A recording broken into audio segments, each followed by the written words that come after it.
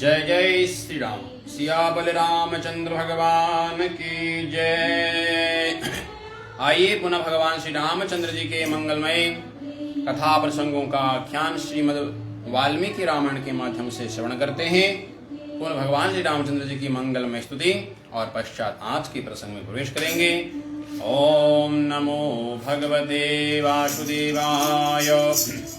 कृतांत देव वंदनं सीता कृतांत देव वंदनं दिनेश वंशनंदनं सुशोभिभाल चंदनं नमामि राममीश्वरं कृतांत देव वंदनं सीतावलोकनंदनं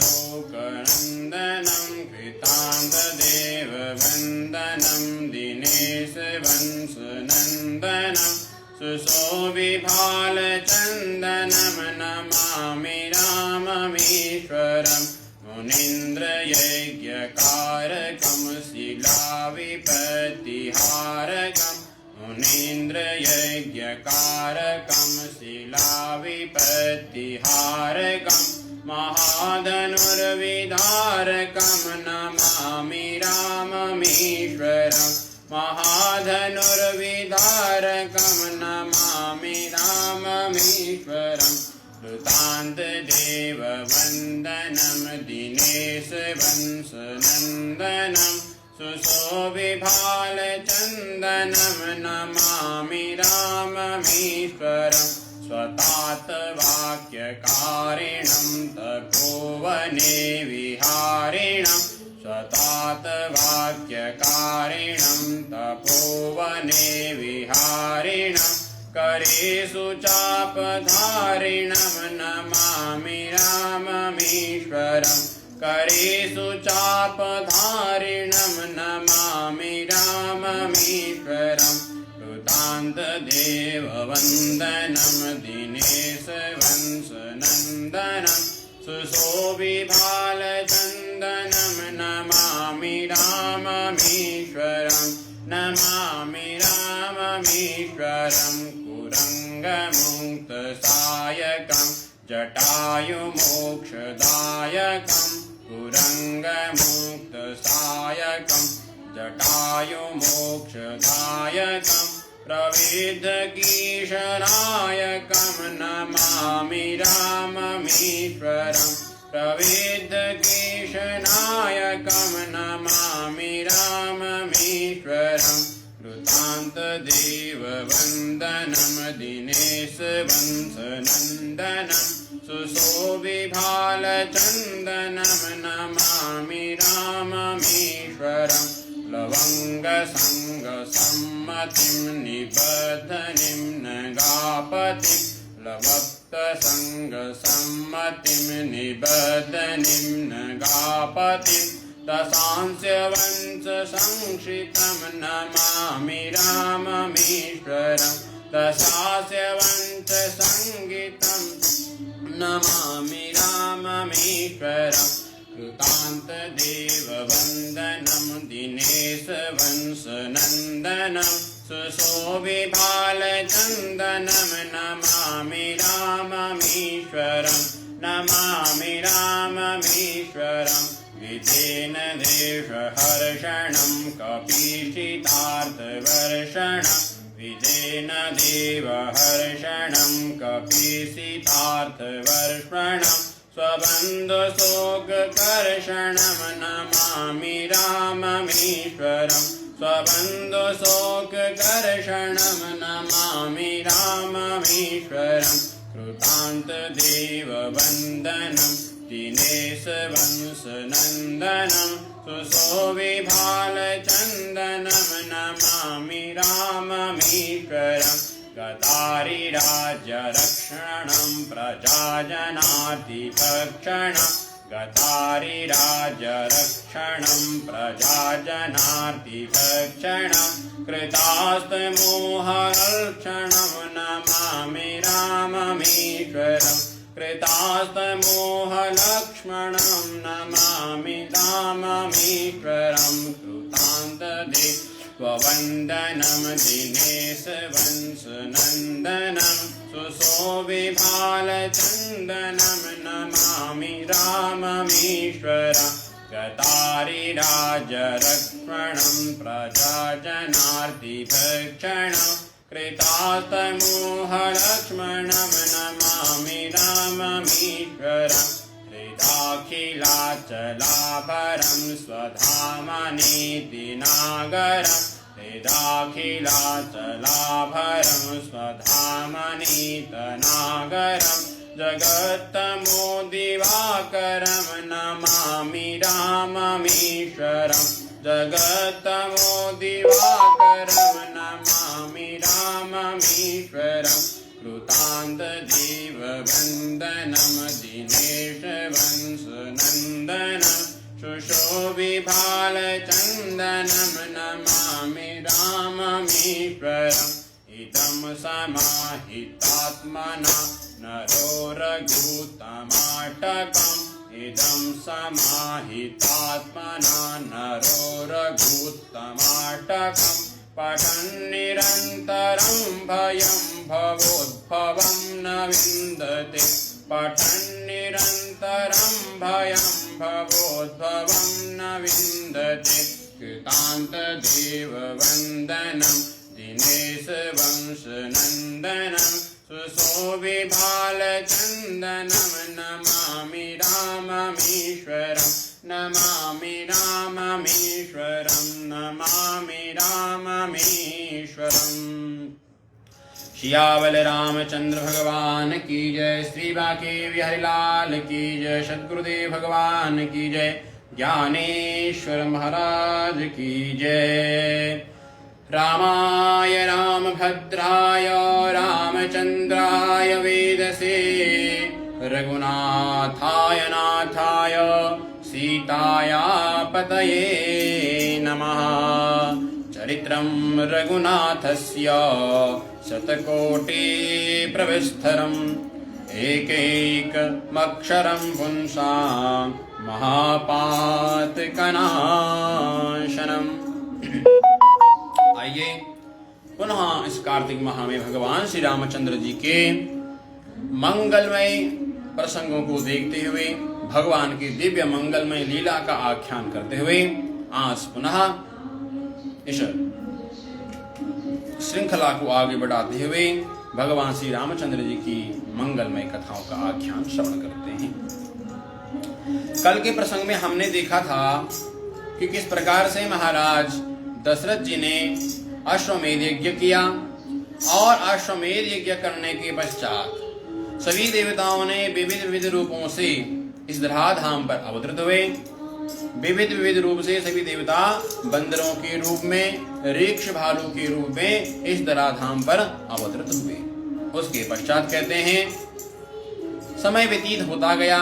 महाराज दशरथ ने जितने भी विप्रजन आए थे सभी विद्वानों को ससम्मान उनका पूजन करके उनको दान दक्षिणा दे करके उन्हें विदा किया और स्वयं महाराज दशरथ और दशरथ के पूरे परिवार ने महाराज ऋषिशृंग का पूजन किया और उनको विदा करने के लिए बड़े दूर तक महाराज दशरथ गए।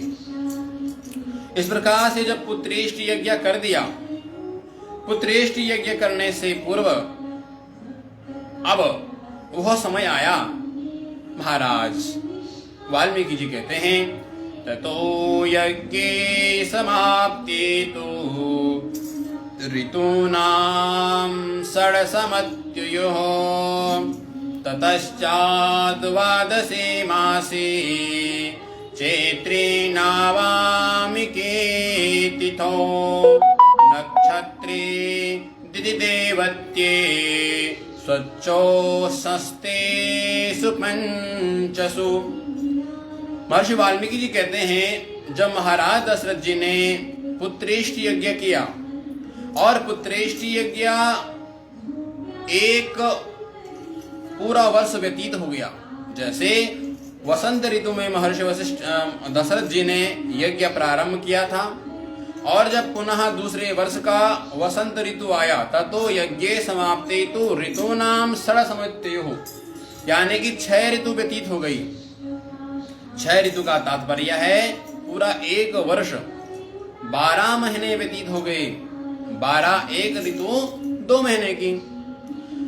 और जैसे ही ततश्च द्वादशे मासे, जैसे 12वें महीने में, 12वें महीने में वह वसंत ऋतु का प्रथम माह, वसंत ऋतु का प्रथम माह चैत्र मास, जब चैत्र माह आया और भगवान श्री हरि माता यशोदा की माता कौशल्या की गर्भस्थ हुई।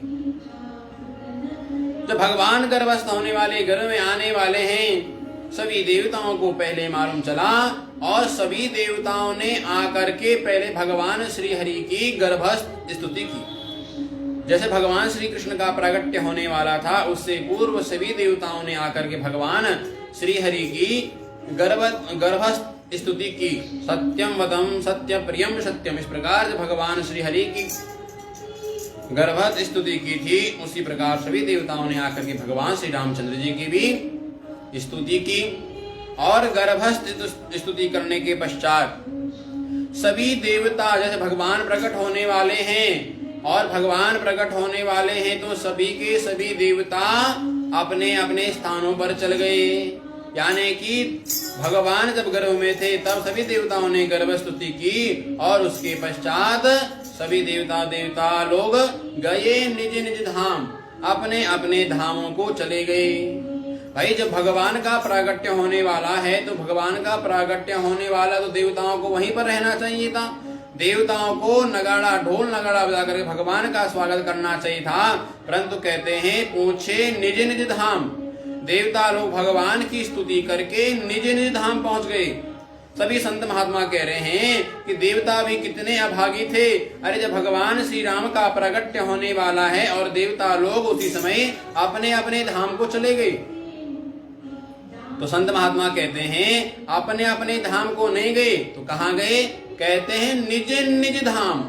जो निज धाम है, निज धाम कौन सा है? तो सभी देवताओं का निज धाम एक ही है। कि कौन सा निज धाम है? भगवान के प्रत्येक अंगों में जाकर के देवता लोग बस गए, यानी कि प्रत्येक अंग में देवता लोग जाकर के विराजमान हो गए।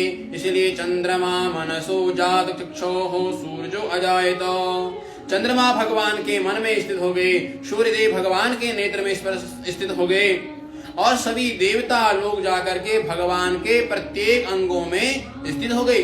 अश्विनी कुमार भगवान के हाथों में स्थित हो गए और सभी के सभी देवता स्तुति करने के पश्चात पहुंचे निज निज धाम। निज धाम कौन सा है? तो निज धाम यही है, परमात्मा के स्वरूप में ही स्थित हो जाना, यही निज धाम है। तो सभी देवताओं ने भगवान श्री राम की स्तुति की और स्तुति करने के पश्चात भगवान श्री राम के प्रत्येक अंगों में ही सभी देवता स्थित हो गए।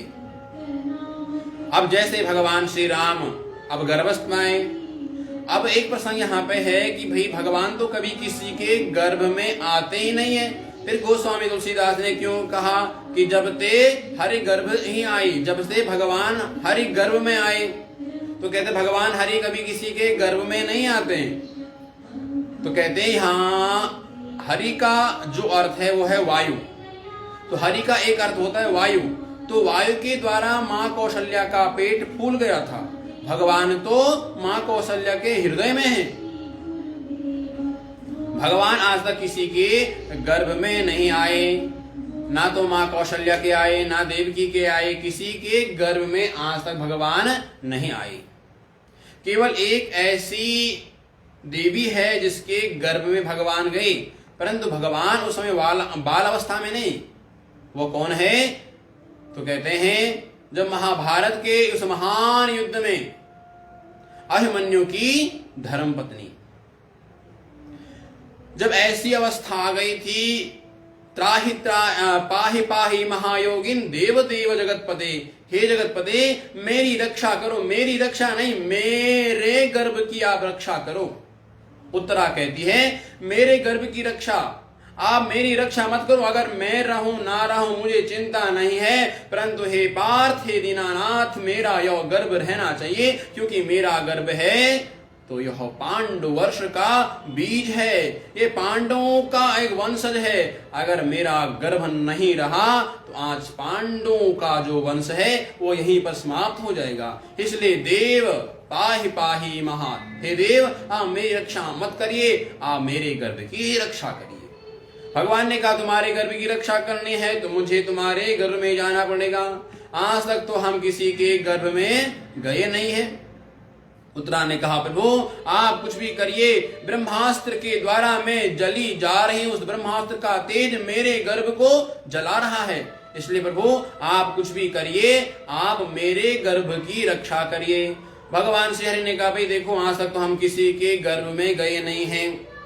तो उसने कहा क्या आप माँ देवकी के गर्भ में गए कि नहीं, कौशल्या जी के कि नहीं, किसी भी देवी के गर्भ में आज तक भगवान नहीं गए। भगवान ने कहा हम तो किसी के गर्भ में जाते नहीं हैं, परंतु जब हमारे भक्तों के ऊपर विपत्ति आती है तो अपने भक्तों के लिए हम कुछ भी करने के लिए तैयार हो जाते हैं।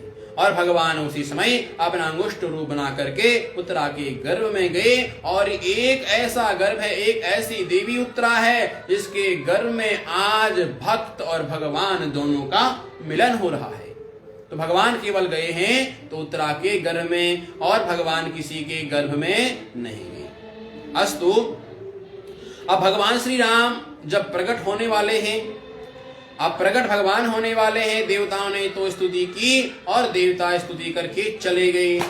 अब देवता लोग जैसे स्तुति करके गए तो उसी समय भगवान सशंक चक्रम सकिरीटि कुंडलम सपीत वस्त्रम सहजेरुहेक्षणम साहार वक्षस्थल कौस्तुभश्रियम नमामि विष्णुम शीर्षाम चतुर्भुजम।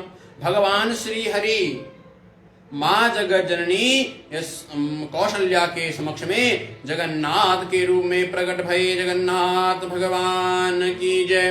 भगवान के हाथों में शंख चक्र गदा है, भगवान के वक्षस्थल पर कौस्तुभमणि की माला है, अनेकों रत्नों की माला है। भगवान नील वर्ण के हैं, श्याम वर्ण का भगवान ने पीतांबर धारण किया हुआ है। भगवान ने मुकुट धारण के, इतना सुंदर भगवान का स्वरूप है। जैसे ही भगवान का स्वरूप ऐसा लगता है कि जैसे हजारों करोड़ों सूर्य का प्रकाश एक साथ हो जाता, इतना तेज वहां पर हो गया, इतना उजाला हो गया कि माँ कौशल्या देख ही नहीं पाए। माँ कौशल्या देख ही नहीं पाए।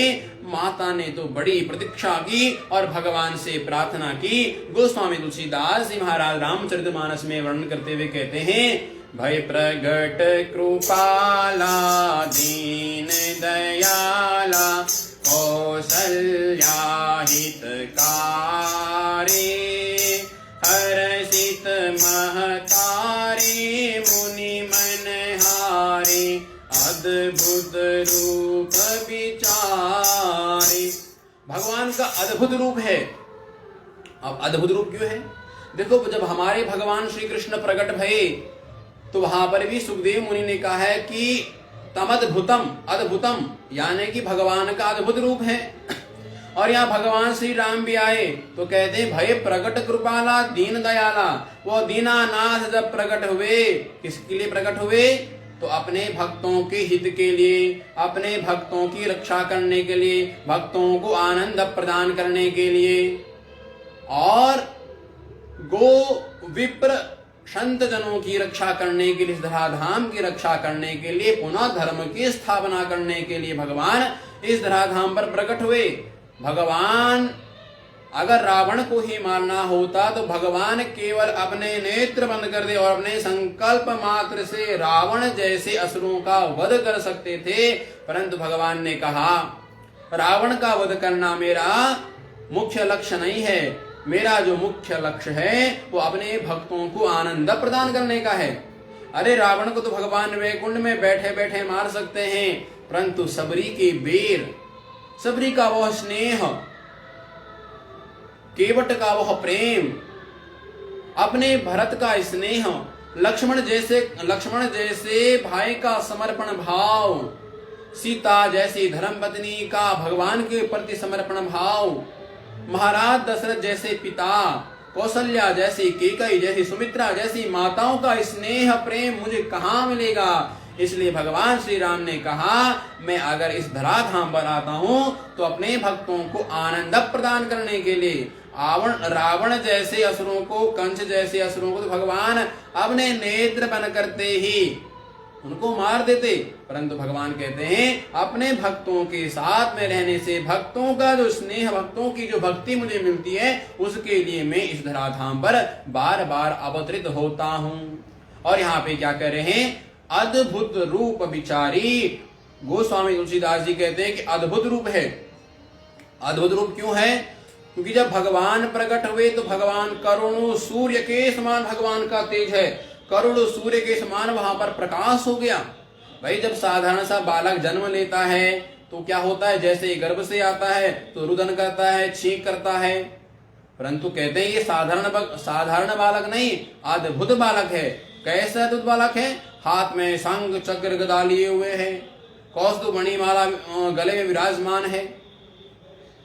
इसलिए अद्भुतम रूपम, अद्भुत रूप है। इतना अद्भुत रूप है कि अद्भुत रूप विचारी। उस अद्भुत रूप को देख करके माँ कौशल्या भी घबरा गई।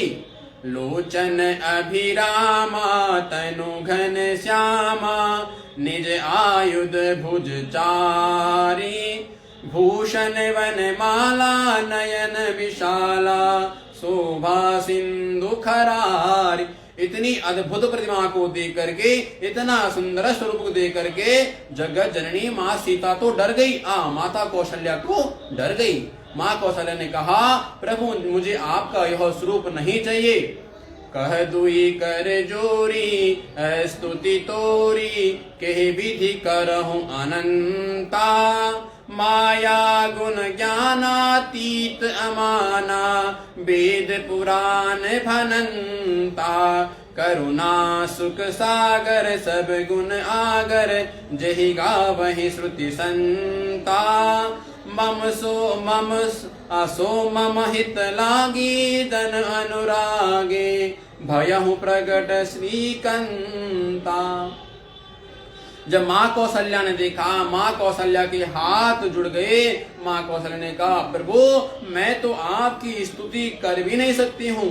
अरे मुझे तो स्तुति करनी भी नहीं आती है, क्योंकि वेद पुराण अस्तुति तोरी के विधि करो अनंता। मैं आपकी स्तुति किस प्रकार से करूं?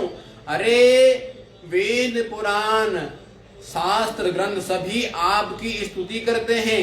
वेद पुराण भनंता सभी आपकी स्तुति करते हैं। सभी करुणा सुख सागर, सभी संत महात्मा, बड़े बड़े अमल आत्मा, विमल आत्मा, संत महात्मा नित्य निरंतर आपकी ही स्तुति करते रहते हैं, फिर भी आपकी एक छवि उनको प्राप्त नहीं होती है। परंतु प्रभु मैं आपकी स्तुति किस प्रकार से करूं? मुझे तो आपकी स्तुति भी नहीं आती है।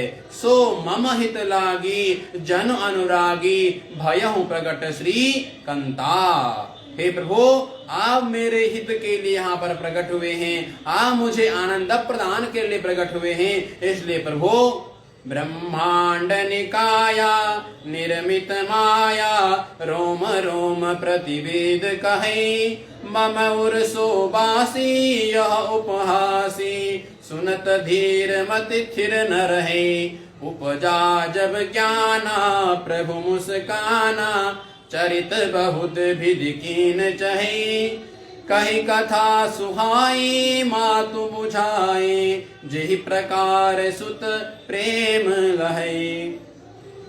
माता ने कहा प्रभु ब्रह्मांड निकाया निर्मित माया। अरे जिसके रोम रोम में अनेकों अनेकों ब्रह्मांड निवास करते हैं, जिसके एक रोम में अनेकों ब्रह्मांड है, ब्रह्मांडों का समूह जिसके रोम रोम में है, तो मैं उसकी क्या स्तुति कर सकती हूँ?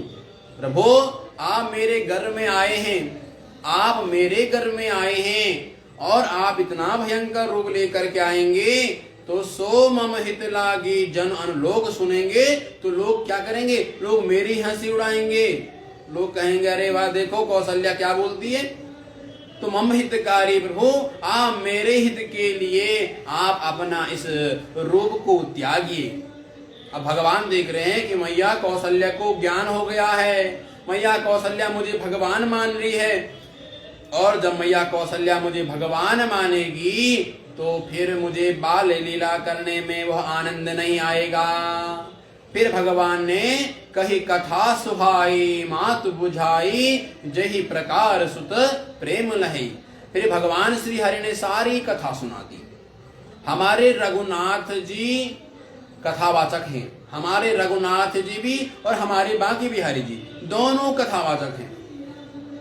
कई कथा सुहाई मात बुझाई, सारी कथा भगवान श्री राम ने सुना दी कि आप पहले मन व सदरूपा थे, आपने खूब तप किया, फिर आप खूब आपने तप किया, इसलिए मैं अब आपके घर में अवतरित होने वाला हूँ, आपके यहाँ पुत्र बन करके आऊंगा। भगवान श्री कृष्ण भी जब महादेव की और हृदय के समक्ष में प्रकट भये तो उन्होंने भी सारा वृतांत सुनाया, सारी कथा सुनाई। इसलिए भगवान श्री राम और भगवान श्री कृष्ण भी बड़े कथावाचक हैं। कई कथा सुहाई मात बुझाई जही प्रकार सुत प्रेम लहई। परंतु माता श्री मैं इस धराधाम पर आया हूँ तो आपका प्रेम पाने के लिए। अब भगवान ने देखा कि माता को ज्ञान हो रहा है कि मैं कौन हूँ, परमात्मा हूँ, और जब माता को ज्ञान हो जाएगा तो फिर मुझे बाल लीला करने में आनंद नहीं आएगा। तो माता पुनि बोली सोम की डोली तजहु तात यह रूपा। जब माता को ज्ञान हो गया तो माँ कौशल्या ने कहा प्रभु आप अपना इस रूप को त्यागिए, मैं आपके इस भयंकर रूप का दर्शन नहीं करना चाहती हूँ। अरे मुझे आपका ये रूप नहीं चाहिए, मुझे तो कीजिए शिशु लीला अति प्रिय शीला यह सुख परम अनुपा। प्रभु मैं तो आपको अपने बालक के रूप में देखना चाहती हूँ, मैं आपको अपने शिशु के रूप में देखना चाहती हूँ, मैं तो आपको अपने गोद में खिलाना चाहती हूँ, आपकी तोतली वाणी सुनना चाहती हूँ, आपको उंगली पकड़ के चलाना सिखाना चाहती हूँ। इसलिए प्रभु मुझे आपके इस चतुर्भुज रूप का दर्शन नहीं चाहिए। यह सुख परम अनुपा। कौन सा सुख है? तो आप बाल लीला करेगा वही मेरे लिए सबसे बड़ा सुख है। इस प्रकार से जब मैया कहती है सुनी बचन सुजाना रोदन ठाना होई बालक सुर भूपा। और जैसे ही मैया ने प्रार्थना की, मैया की करुणामय वाणी को सुन करके भगवान श्री हरि ने अपना चतुरानन रूप त्यागा और सुनी बचन सुजाना रोदन ठाना होई बालक सुर भूपा। भगवान श्री हरि ने अपना वह रूप त्यागा और रूप त्यागते ही भगवान छोटे से बालक बन गए। अब जैसे ही भगवान श्री हरि छोटे से बालक बन गए तो भगवान रुदन कर रहे हैं। इतना भगवान श्री हरि रोए कि इतना रोए कि सुनी बचन सुजाना रोदन ठाना। इतना भगवान रोए। मैया ने कहा अरे बाबू रो मत। भगवान ने कहा अब आप मत रोइए, आज से कोई नहीं रोएगा, सबके बदले का मैं ही रो लेता हूँ। क्यों? क्योंकि आज तक रावण ने सबको त्रास दिया है, रावण के द्वारा सभी मेरे भक्त पीड़ित हैं, रावण ने सबको रुलाया है, परंतु आज मैं सबके बदले का रो लेता हूँ। आज से किसी को रोना नहीं पड़ेगा। भगवान रोते गए। अब भगवान ने कहा भैया जब बालक का जन्म हुआ है तो नाचना चाहिए। भगवान ने कहा मैं रोऊंगा। भगवान ने कहा मैं तो रोऊंगा, आप लोग क्या करो, आप लोग गाओ नाचो। क्या गाओ? तो कहो क्या गाना है? तो भगवान श्री तुलसीदास जी कहते हैं यह चरित्र जे गावहि हरि पद पावहि तेन परहि भवकूपा। कहते हैं इस चरित्र को गाओ, इस चरित्र को सुनो और इस चरित्र को गाते गाते भगवान श्री हरि को भजो।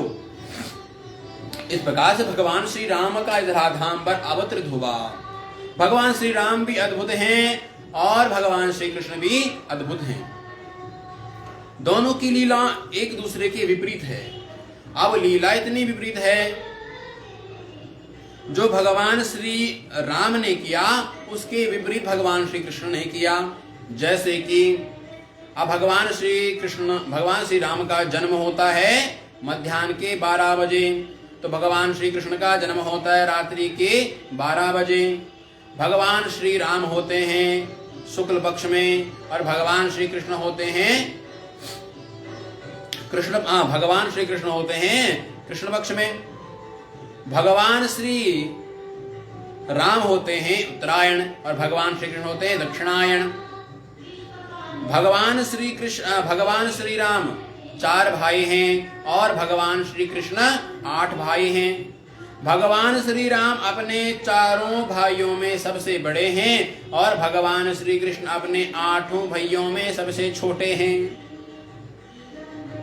भगवान श्री राम ने आते ही रुदन किया, परंतु भगवान श्री कृष्ण आते ही रोए नहीं। भगवान ने कहा पिछली बार जब मैं आया था खूब रोया और इतना रोया कि हमारे पिताश्री ने स्वयं जाकर के ढोल नगाड़े बजाए थे। पिछली बार रोऊंगा नहीं, अगर इस बार रो गया तो मामा कंचबंदी बना लेंगे। भगवान श्री कृष्ण रोए नहीं। भगवान श्री राम एक पतिव्रता हैं, यानी कि उनकी एक पत्नी है, परंतु भगवान श्री कृष्ण की अनेकों रानियां हैं। भगवान श्री कृष्ण की जो लीलाएं हैं वो भगवान श्री कृष्ण की लीलाएं विविध स्थानों पर हुई, परंतु भगवान श्री राम की लीला केवल एक ही स्थान पर हुई और वो है केवल अयोध्या।